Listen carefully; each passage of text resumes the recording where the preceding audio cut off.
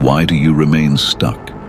You study the ancient laws, you try to think positively, yet the same patterns of lack and frustration return again and again. Why?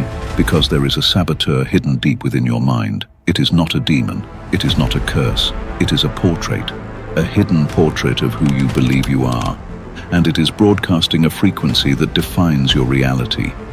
Your life is merely the mirror, reflecting an image you didn't even know was there. In this video, we will do two things.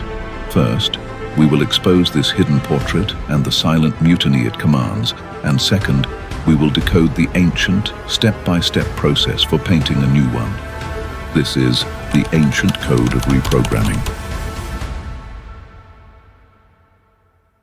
In our last codes, we decoded the laws of reality and the mind. We understood that the universe is vibration, and that our mind is the tool to tune to the frequency we desire. But this leads to the most painful question of all. If I know this, why don't my results change? Why do intelligent people who read, study, and try to think positively often remain stuck in the same patterns of lack, frustration, and failure? The answer is that there is a silent mutiny happening within you. Your captain, the conscious mind, screams for a new destination of prosperity and joy. But your crew, the subconscious mind, continues to blindly follow an ancient map. This map is not just any paradigm. At its heart, there is a hidden portrait, a painting of who you believe you are at your deepest level and what you believe you deserve.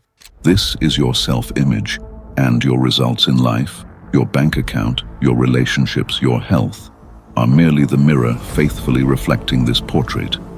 Trying to change your life without first changing this inner portrait is as futile as trying to change your reflection in the mirror without changing your face. You can smile for a moment, think positively, but the mirror will always return to showing the true image you carry inside. But here lies the most profound secret of this ancient code. The hidden portrait you carry, the one of doubt, of limitation, of fear, is a forgery. It is a false image, a composite sketch drawn by every limiting belief, every past failure, and every critical voice. Deep within your higher self, there exists a divine blueprint, a portrait of perfection that masters call the winner's image.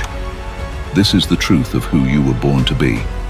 The profound disconnect you feel in your life is the dissonance between the forgery you are currently holding as your truth and the winner's image that is your birthright. Your task is not to create a new self from nothing, but to restore the original masterpiece. Your perception of yourself must be brought back into alignment with the winner's image, because the mirror of reality can only reflect the portrait you hold as dominant in your mind.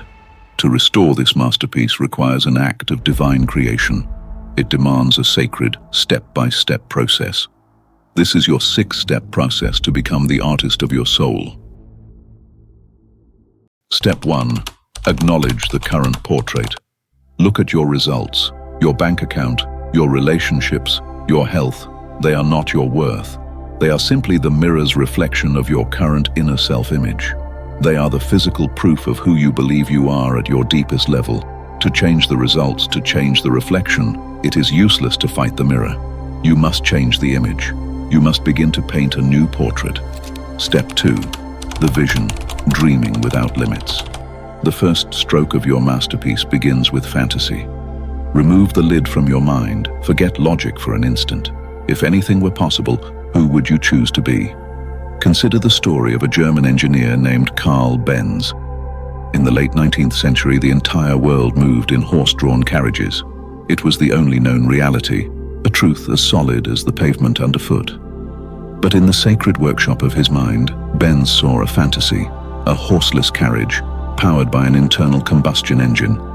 When he shared his vision, experts ridiculed him, proving with logic that it was impossible. But Benz's fantasy was more real to him than the reality of the world. And because of this devotion to his imagination, today the world moves not by the power of muscle, but by the power of motors. Your new reality, no matter how distant it seems, begins in the same place as Benz's, limitless imagination. Step 3. Acknowledge your capacity. With your fantasy in hand, the doubt from your old portrait will inevitably arise. Am I capable of this? The great masters teach that this is the wrong question. The answer is always yes. You are made of the same creative substance as the universe. You are capable of anything. Your task is not to question your capacity, but to command your ingenuity to discover the how. The obstacles you perceive are not solid walls, they are merely illusions. Think of a mountain in your path. You may not be able to pass through it with your bare hands, but you have the divine capacity to climb it, to go around it, or to find a passage through it. Perhaps you cannot pass through an obstacle, but you can always find a way to get past it. Banish the idea of maybe not being capable from your mental universe. The capacity to turn fantasy into fact, as Carl Benz did, already resides in you. Step 4.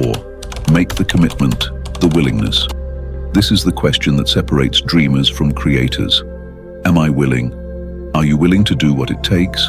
Are you willing to face the ridicule of those who don't understand your vision, to feel the discomfort of change, to get up after temporary failures? This commitment is the contract you sign with your new self. It is the decision that transforms fantasy into intention. Consider the story of another visionary, Thomas Edison.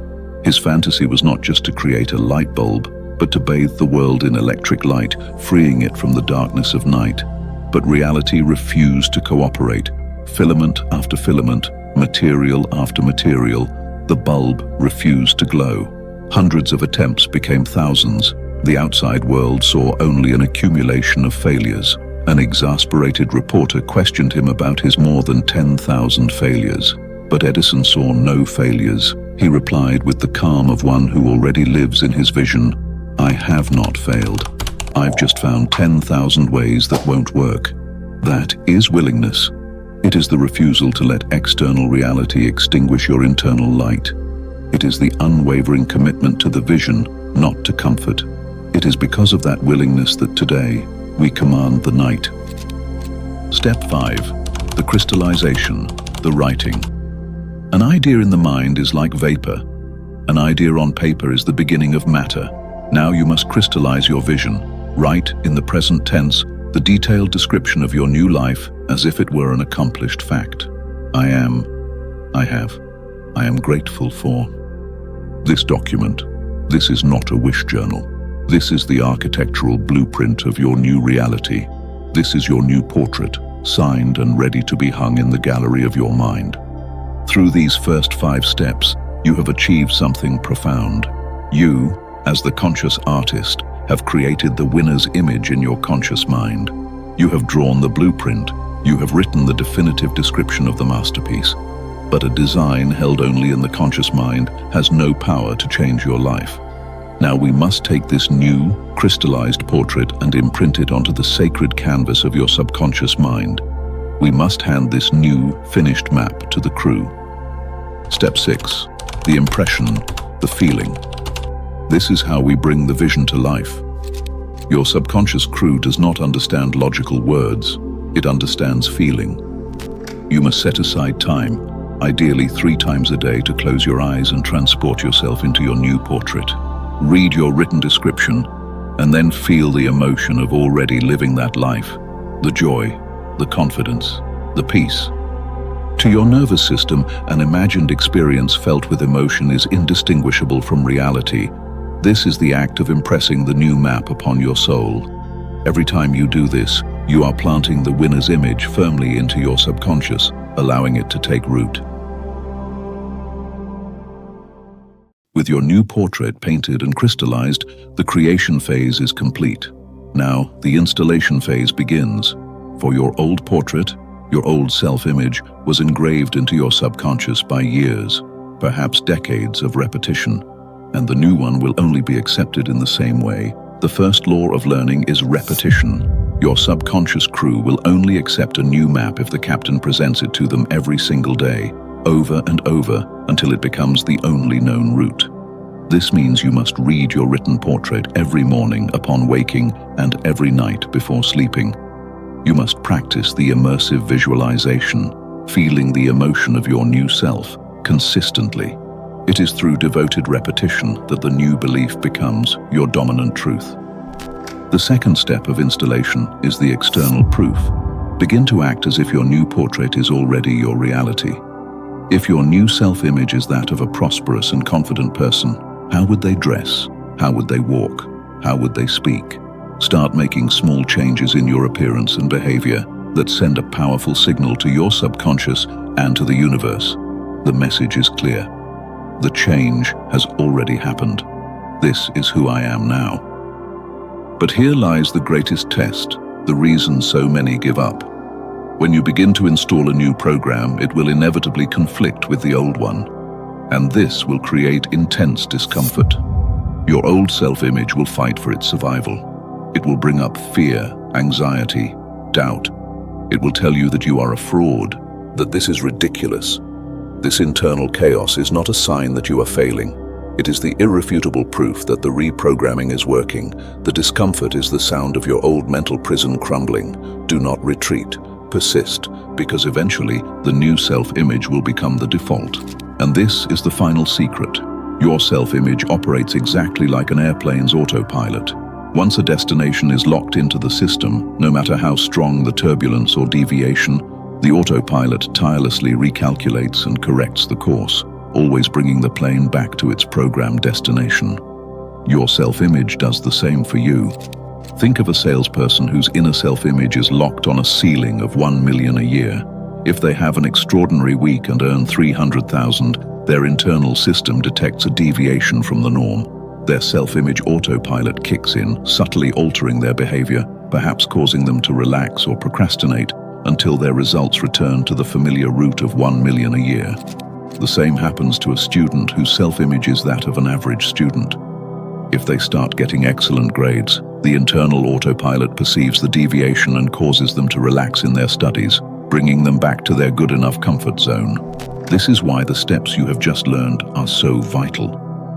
Repetition, feeling, and action are not just exercises.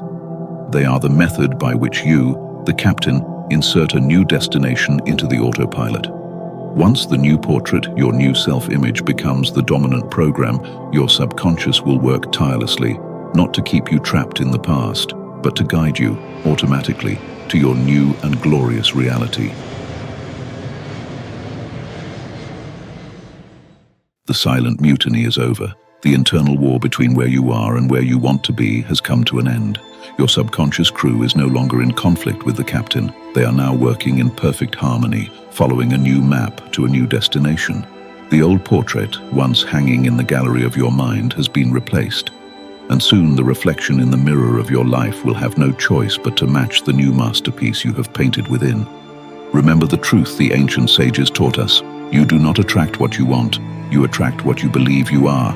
Reprogramming your self-image is not magic. It is the science of becoming the conscious master of your own mind. For you are not just a character in your story. You are the architect of your map and the captain of your ship. So here is your first command as the new master. Take the first step. Take a piece of paper and in this very moment, write the first sentence of your new portrait. Begin with the words, "I am so happy and grateful now that..." Just begin. To anchor this new identity, I invite you to make a declaration of your authority. In the comments below, type the words, "I am the artist." This is more than a comment. It is an affirmation. It is a signal to your subconscious that you are no longer just reflecting the past. You are, from this day forward, actively painting your future. Now that you have the master tool to redesign your self-image, in our next video, The Ancient Code of Abundance, we will direct this power to paint a portrait of unlimited prosperity. If you are ready to continue this journey, subscribe to Aspiria and activate the bell. Let this not be the end of a video, but the beginning of your awakening as a creator. The knowledge has been passed to you. The brush has always been in your hands.